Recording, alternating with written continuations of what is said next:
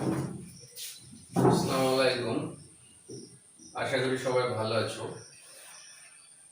আরো একটি ভিডিও নিয়ে আজকে উপস্থিত হয়েছি। আজকে আমরা মোডাল অক্সিলারি ভার্বের এবং বিশেষ করে সেমি মোডাল ভার্বের ব্যবহার সম্পর্কে আলোচনা করব।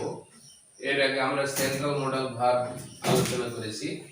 সেমি মোডাল ভার্ব দেখো কোনগুলো এর আগে বলেছিলাম, যেমন হচ্ছে use to, ought to, need, dare. এই চারটিকে আমরা সেমি মোডাল ভার্বস বলে থাকি বা মার্জিনাল মোডাল ভার্ব বলা হয়। তো এই সেমি মডাল ভার্বের ওয়াট টু এবং ইউজ টু এই দুটোর ব্যবহার সম্পর্কে আজকে আমরা শিখব।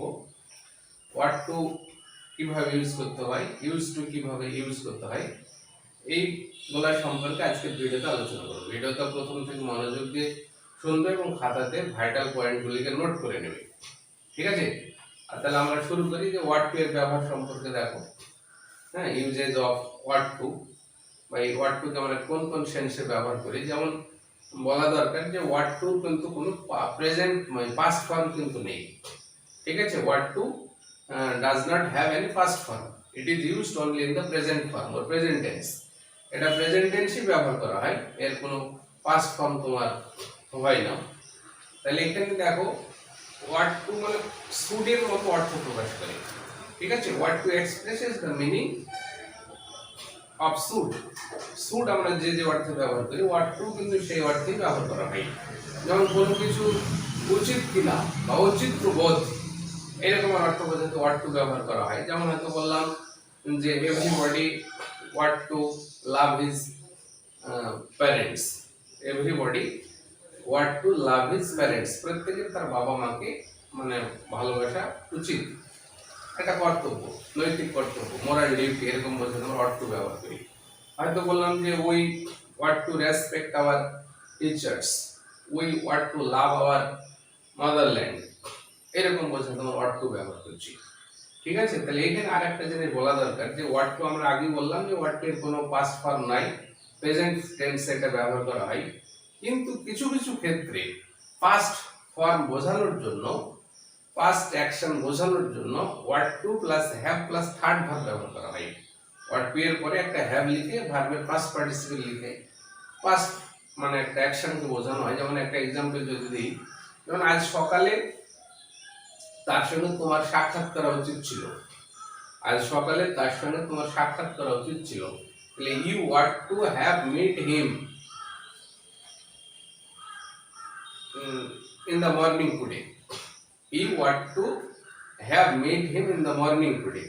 বলছে আজ তার সঙ্গে সকালে তার তোমার দেখা করা উচিত ছিল। তাহলে what to have তারপরে meet থার্ড ভার্ব, এরকম ভাবে আমরা অতীত ফর্মকে বোঝাই। আরো একটা एग्जांपल যদি দিই, যেমন I want to have phoned him this morning but I forgot.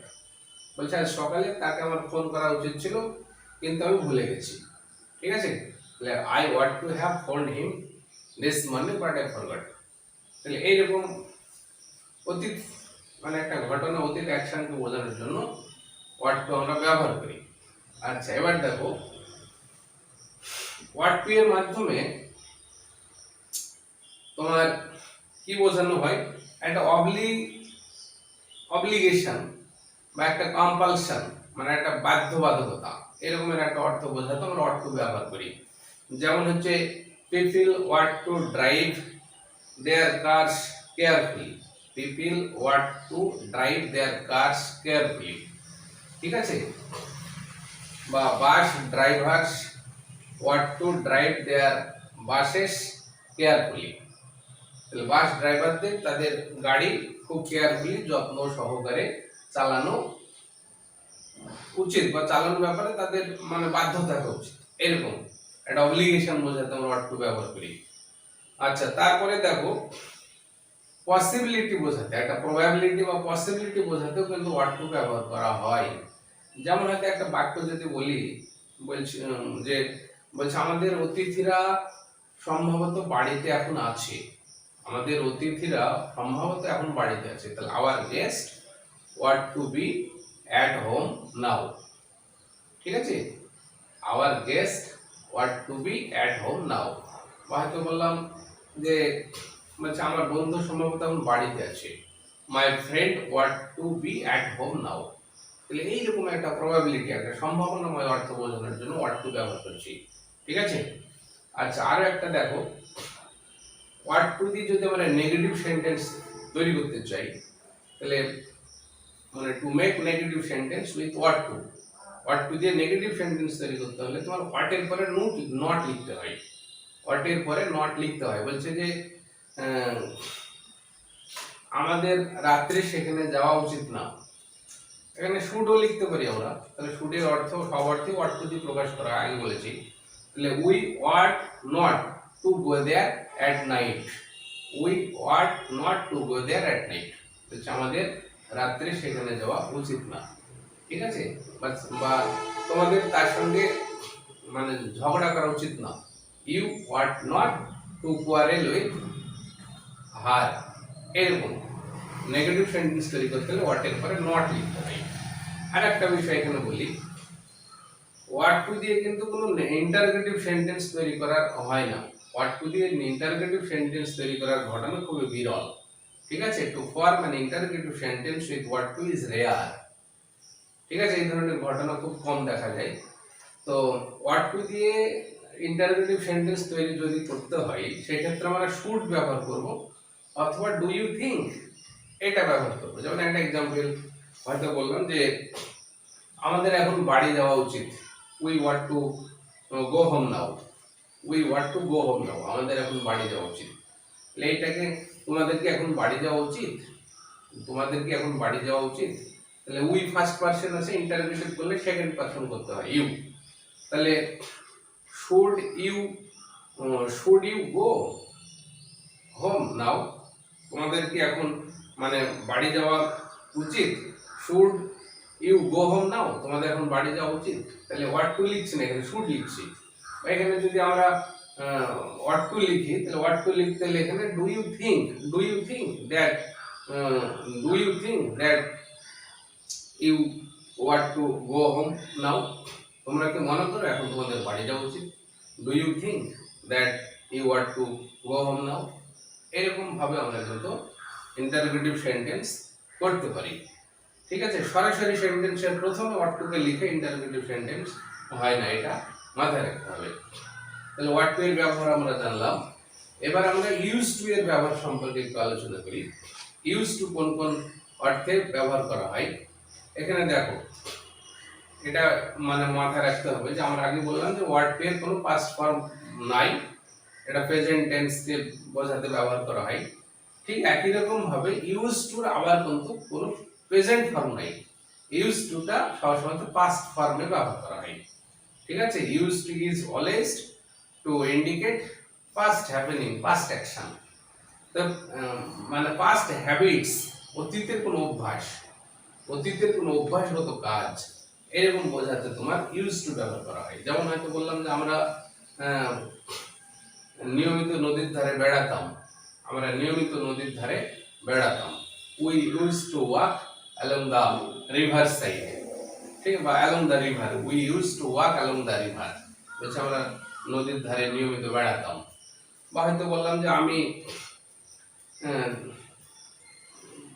শৈশবে নিয়মিত কোরআন পাঠ করতাম। I use to study the Quran in my boyhood. ঠিক আছে। বা হয়তো বলা হলো যে সে শৈশবে নিয়মিত গীতা পাঠ করত। He use to study the Gita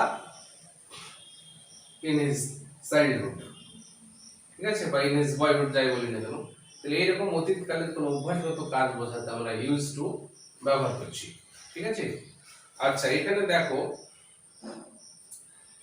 use to আর কোথায় কোথায় ব্যবহার করা হয় সেটা একটু আলোচনা করি।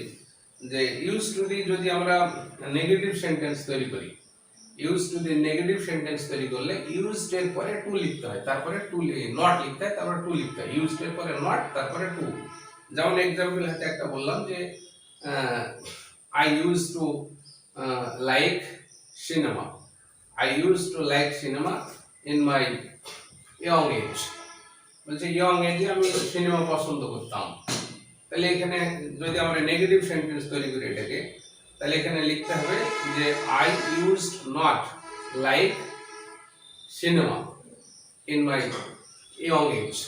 I used not like cinema in my young age. তাহলে এইরকম নেগেটিভ করতে হলে ইউজড এর পরে নট লিখতে হবে, এটা একটু খেয়াল রাখতে হবে। হ্যাঁ, আর আর এখানে এমন কিছু নাই তোমার, এটা খুবই সহজ, এটার পাস্ট ফর্ম ব্যবহার করা হয় না। বা হয়তো আর একটা এক্সাম্পল যদি এখানে দেওয়া যায় যে তোমার ইউজড এর পরে অনেক সময়তে তোমার একটা অক্সিলারি ভার্ব ব্যবহার করা হয়। অক্সিলারি ভার্ব ব্যবহার করলে নিয়মটা কি হয়, অক্সিলারি ভার্ব লিখতে হয়, মানে অক্সিলারি ভার্ব বলতে বি ভার্ব আর কি, বি ভার্ব লিখে তারপরে ইউজ টু লিখতে হয়, তারপরে যে ভার্বটা বসে সেটার সঙ্গে আইএনজি যুক্ত করতে হয়। ঠিক আছে, যেমন হয়তো বললাম যে he was used to working with old men. He was used to working with old men. সে মানে বয়স্ক লোকদের সঙ্গে সে কাজ করতো, এরকম। তাহলে হি ওয়াজ ইউজ টু, তারপরে ওয়ার্কিং, তাহলে বিভাগ প্লাস ইউজ টু প্লাস ভিং ভার্বের সঙ্গে আইএনজি, এরকম একটা স্ট্রাকচার ব্যবহার করা হয়, এটা একটু খেয়াল রাখবে। হ্যাঁ, এই হচ্ছে তোমার ওয়ার্ড টু এবং ইউজ টু এর ব্যবহার সম্পর্কে আমরা জানলাম। এই দুটোই হচ্ছে তোমার সেমি মডাল ভার্ব আর মার্জিনাল মডাল ভার্ব। হ্যাঁ, এই পয়েন্টসগুলিকে খাতায় নোট করে দেবো। ভিডিওটি প্রথম থেকে দেখার জন্য প্রত্যেকে ধন্যবাদ। সবাই ভালো থেকো। আসসালামু আলাইকুম।